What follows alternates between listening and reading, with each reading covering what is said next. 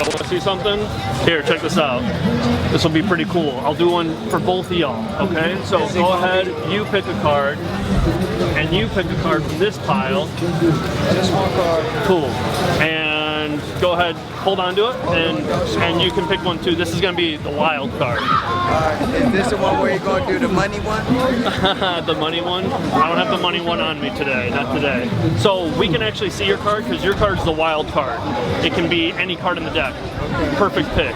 King of clubs. Go ahead, I'll take your card. See it? Remember what it looks like?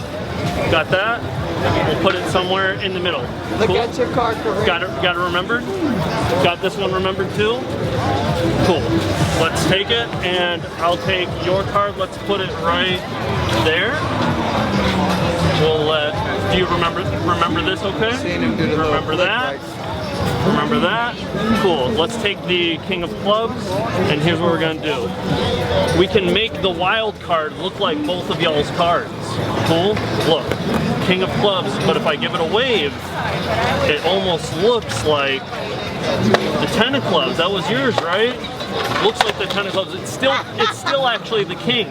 So look, while it can look like the 10, it can look just like your card. I'm the Queen of Clubs. You're the Queen. But really, look, it looks like the Queen of Clubs, but if I give it this little credit card swipe, it was really the King of Clubs the whole time.